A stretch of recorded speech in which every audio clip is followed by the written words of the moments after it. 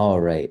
So, welcome to the Defy Report, Farrukh. You are currently the CEO and founder of Defynance, and I'm the current CRO of Defynance. And this is the Defy Report, where we're talking about news stories, student loans, borrowing, what's happening in Congress, what's happening with jobs across the entire United States, and how it's eventually impacting so many people who have student loans, right?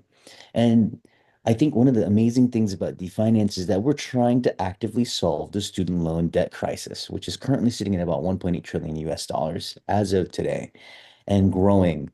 So, Farrukh, I'm going to go ahead and give it off to you.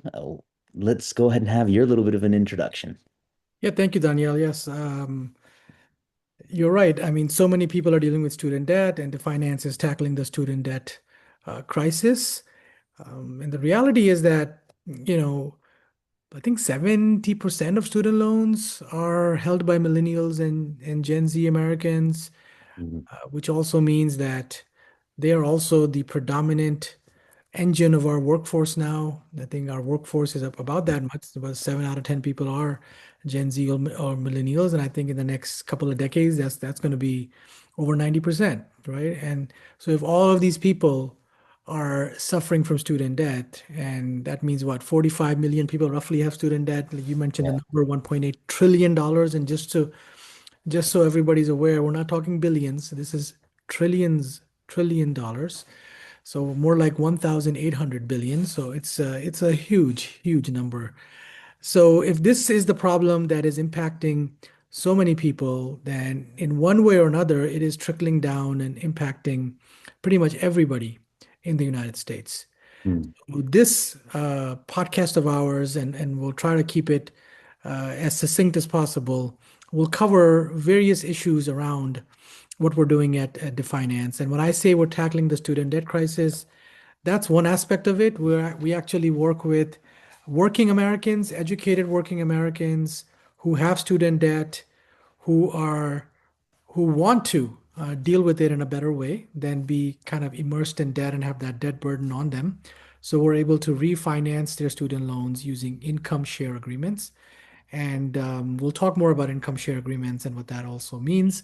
But suffice it to say that it gives them automatic protections because payments are tied to income. And if they lose their job or face financial hardship, we can actually pause their payments. So we're actually there with them, right? Because we're investing in their earning potential. And when we say we're investing, we are literally investing. We have a fund called the Defynance Fund where investors deploy capital. We use that money to refinance the student loans. So we do become investors. We have skin in the game, so to speak. And obviously, the beauty of the structure is that the goals are aligned. So if someone is doing well in their career, they're making payments, then the returns are doing well. And if they're not doing well, then we, the company and our investors and the fund, is also being impacted. So, which brings me to the third thing, Daniel, which we're going to be talking about a lot also, is how do we mitigate that risk? So we are already building a career support ecosystem where we will, one, help people find jobs if they lose their jobs or change careers or find better jobs or negotiate their salary or whatever it takes to optimize their income over time. And this means that we're going to be there hand in hand, protecting our customers and others as well, because we're going to open this up to everybody. But at the same time, this also protects the investors and the fund because obviously we're mitigating that risk. If somebody does lose their job, we can help people get back on their feet as quickly as possible, which then makes sure that the returns are coming in, income is being optimized, and so on. So, Danielle, maybe you can go down all the various topics that we're going to cover. And I'm Sure. not saying every episode will cover everything, but we'll try to pick up the most relevant things on a week-to-week basis. And the goal is to put out this podcast once a week. Yeah, of course. And I think that's going to be so impactful, hopefully, for the audience that's listening, obviously. So let's bring up our first topic of the day, or the evening, if you want to call it that. Um, there was a student loan borrower, a CNBC reporter, actually, Annie Nova, that discovered her student loans had been transferred to a new servicer and was placed in administrative forbearance. And that's so crazy that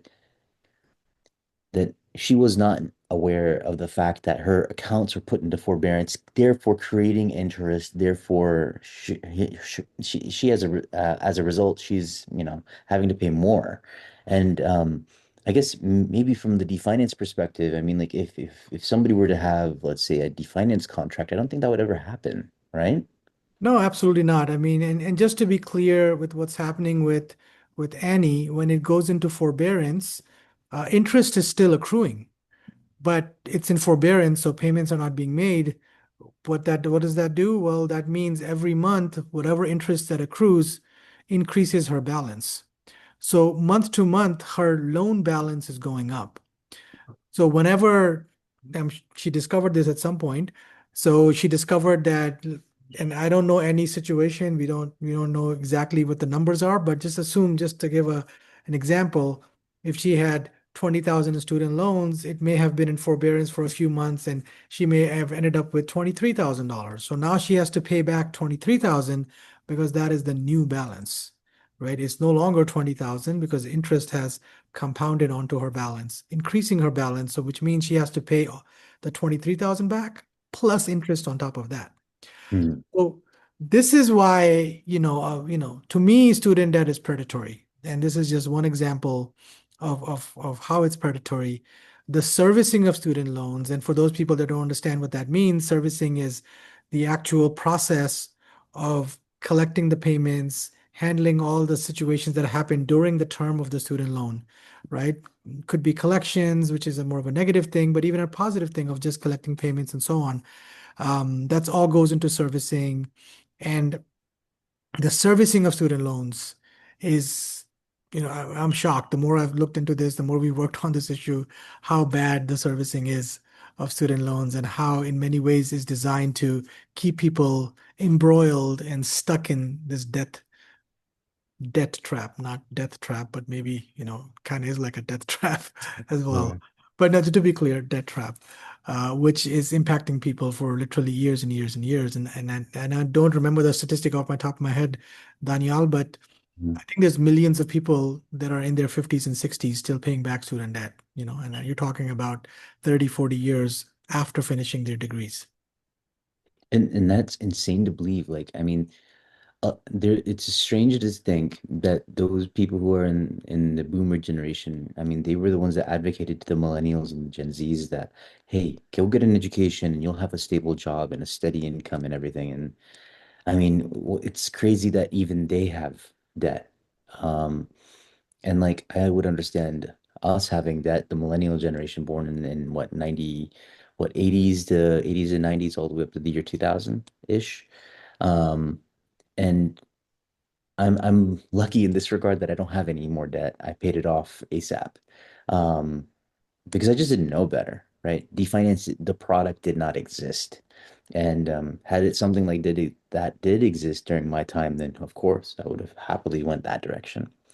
I want to shift Yeah. gears a little And, bit. and really quick, you asked about that this would not happen with Defynance, and that's true because Defynance does not issue loans. We do income share agreements, and it's possible that if someone does not have an income, that Mm, we could put their income share agreement in a deferral state, which simply means the agreement is paused. So if it's a 5-year agreement, they've completed 2 years, then the remainder 3 years would be paused until the income goes to the point where they can continue and finish the agreement. But during that time, there's no interest accruing, there's no penalties being charged, nothing negative is happening. In fact, the exact opposite is happening, where we're then reaching out to them and seeing and asking how we can help people recover through our career support ecosystem.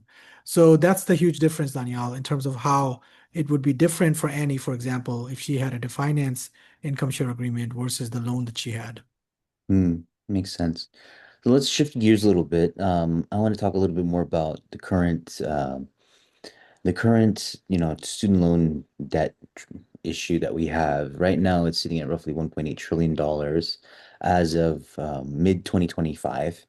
And that's insane to believe. A couple months back, it was sitting at 1.7. So it's growing at a clip of about $100 million almost every 6 months or faster. because the more money that exists or the more debt that exists, it'll compound faster and faster and faster, obviously. And I was reading a story where, student loan borrowers are cutting out about $1,600 of spend from their annual budgets every single year. That means around roughly what, about 100 to 150 bucks ish a month, somewhere in the neighborhood. And it's making me question, are incomes even rising as quickly as the debt is, right? Because when we take a look at incomes, typically they rise only 3 to 5, maybe even 7%. If you're a consultant, maybe even higher, maybe a doctor, you're even higher depending on your specialization, etc. But like, what are your thoughts about this?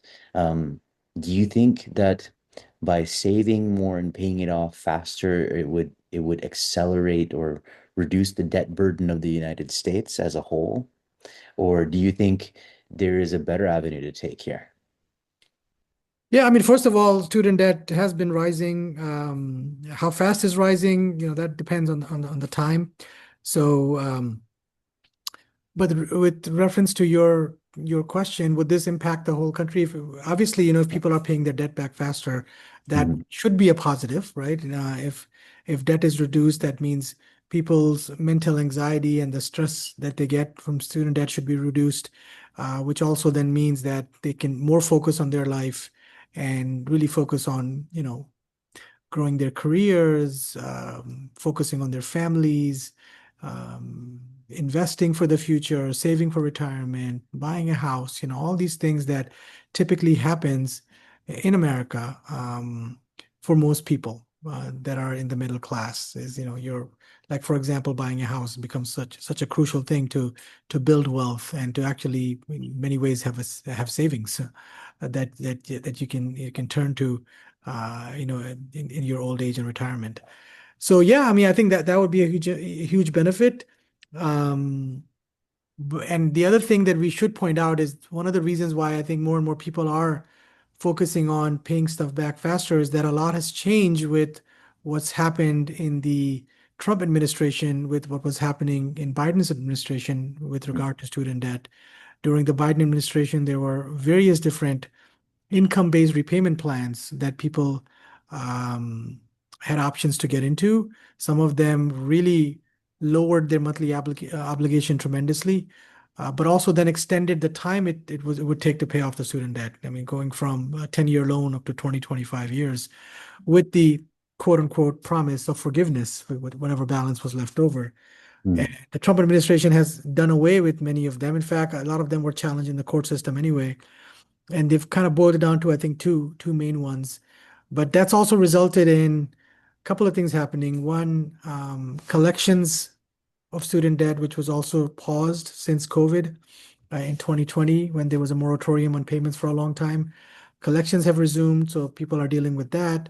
And by going into these different student loan payment plans, which are not necessarily, oh yeah, one more thing that's also causing issues is the time that the student loan was in moratorium or payments were not being made for the 4 years or so after COVID.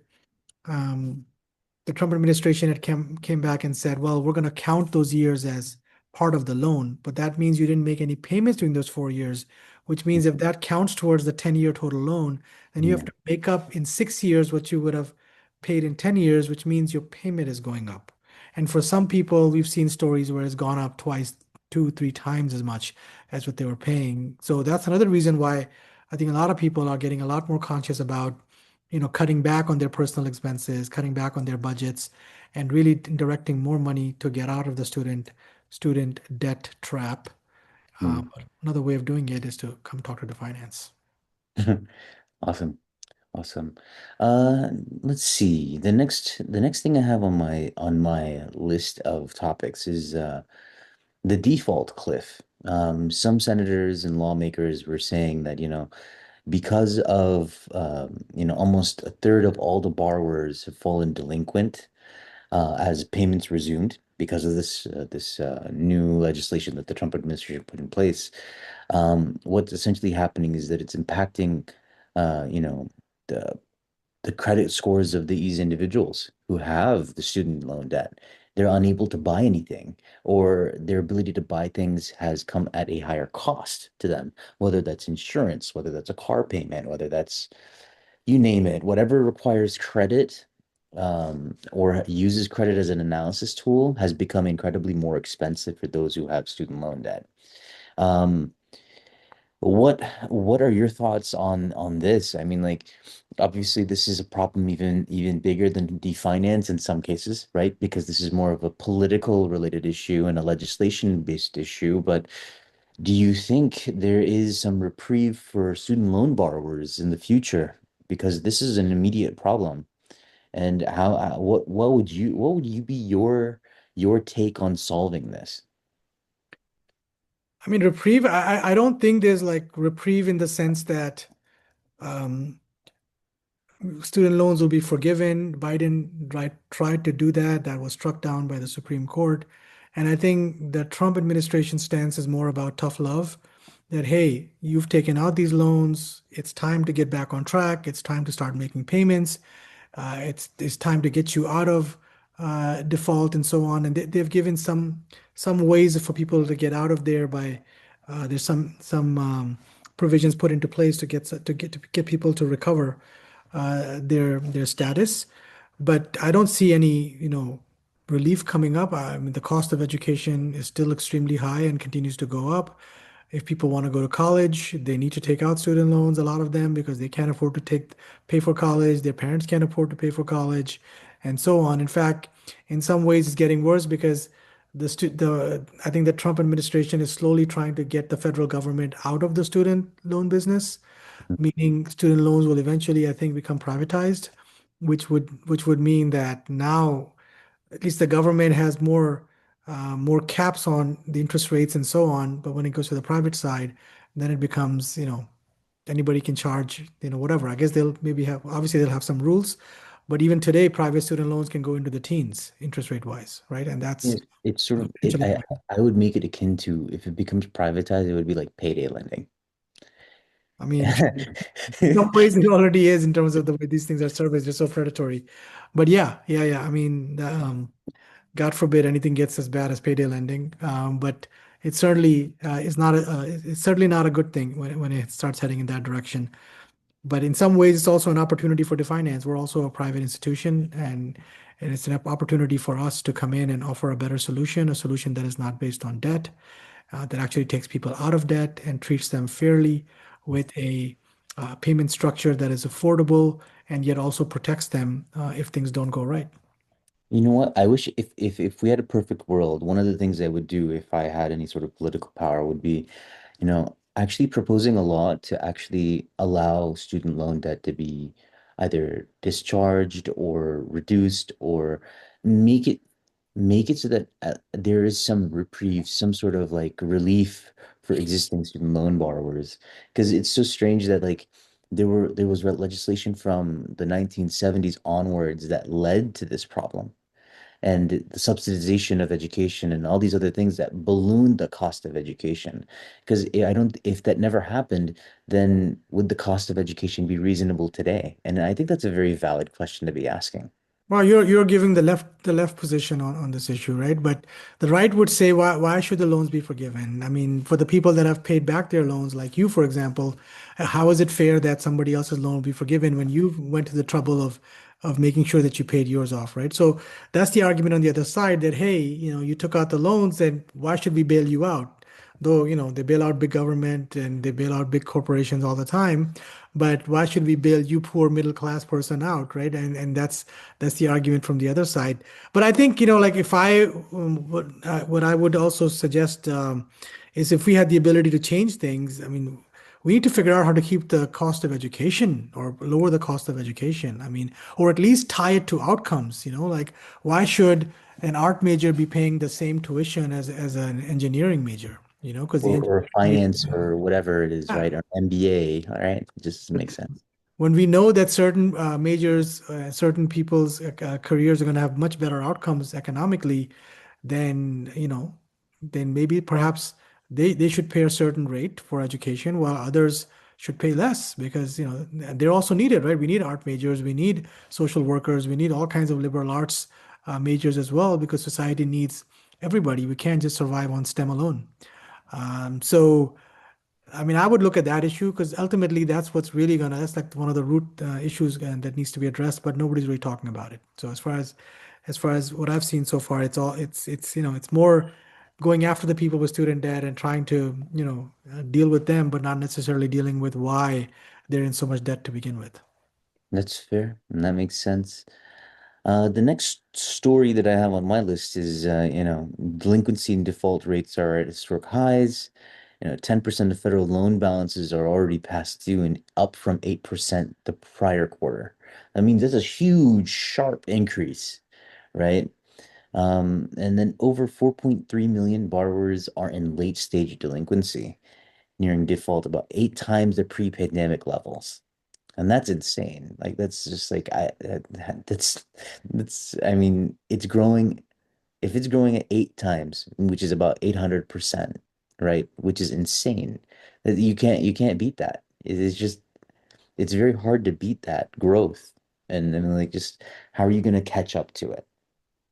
Well, I hope this is because of the actions that the Trump administration has taken to actually, start collecting on student loans and so on. So when you're sitting around for 4 to 5 years not having to make any payment, and then all of a sudden this happens, then yes, I expect this to happen. I mean, this is the result. But what we need to really watch is that hopefully over time the curve will start leveling out to what the Mm, normal long-term default rates have been historically.